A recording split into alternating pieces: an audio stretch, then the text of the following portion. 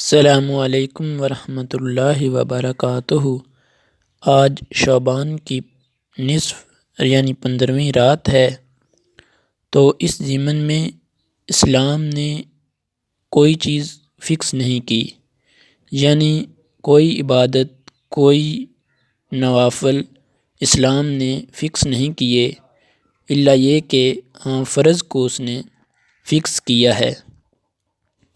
تو اللہ جل شانہ تو ہر رات کو ہی آسمان دنیا پر تشریف لاتے ہیں اور اپنے بندوں سے پوچھتے ہیں، کیا میرے بندے ہے کوئی مانگنے والا کہ میں اسے عطا کروں، ہے کوئی بخشش چاہنے والا کہ میں اسے بخش دوں۔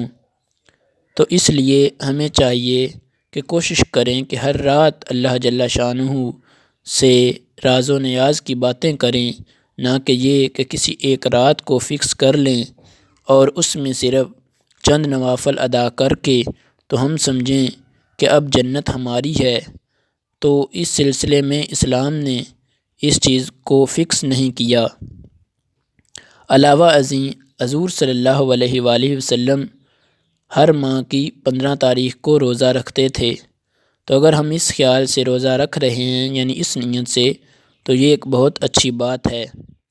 اور اگر ہم اس نیت سے کہ اللہ جل شانہ آسمانی دنیا پر تشریف فرما ہے اور رات کا کچھ حصہ اس کی عبادت میں گزار لیں، تو اس میں کوئی تنگی یا کوئی شائبہ نہیں ہے کہ اللہ جل شانہ ہمیں معاف فرما دے، لیکن صرف ایک رات کی عبادت کو سمجھ لینا کہ یہ بہت کافی ہے، تو یہ چیز اسلام میں نہیں ہے۔ نبی صلی اللہ علیہ وآلہ وسلم نے اس چیز سے منع فرمایا ہے کہ ہم کسی ایک چیز کو فکس کر لیں اور اس میں ہم عبادت کریں۔ علاوہ ازیں اس کے کہ حضور صلی اللہ علیہ وآلہ وسلم شعبان کے مہینے میں کثرت سے روزہ رکھا کرتے تھے۔ تو اگر ہم اس نیت سے روزہ رکھیں کہ ہم رمضان کی تیاری کر رہے ہیں، تو یہ بھی ہمارے لیے بہتر ہوگا۔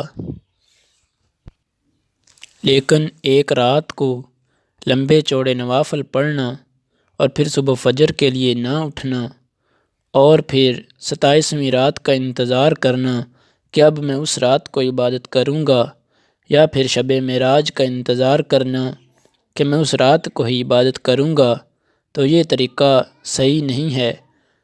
آپ کوشش کریں کہ اس سلسلے میں عشاء کی نماز باجماعت ادا کریں اور اس کے علاوہ تہجد کا اہتمام کریں، فجر کی نماز باجماعت ادا کریں، کیونکہ اسلام میں عبادت کا مقصد یہ نہیں ہے کہ کسی پر تنگی یا تکلیف ڈالی جائے، بلکہ اس کا مقصد یہ ہے کہ انسان اللہ جل شانہ کی رضا کو حاصل کر لے۔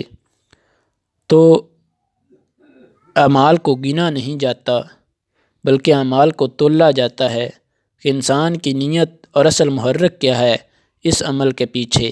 اس بات کو جانچا جائے گا، اس بات کو پرکھا جائے گا۔ تو کوشش کریں کہ تمام اعمال کا دار و مدار کیونکہ نیتوں پر ہے، اس لیے اپنی نیت اللہ جل شانہ کی رضا کے لیے خالص کریں، نہ کہ لوگوں کو دکھانے کے لیے اپنے نوافل کا اہتمام کریں کہ میں نے اتنے نفل پڑھے اور اتنے پڑھے۔ تو یہ چیز اللہ جل شانہ کو پسند نہیں ہے۔ قلیل امر بھاری عمل پر بھاری ہو جاتا ہے اگر انسان کی نیت اچھی ہو۔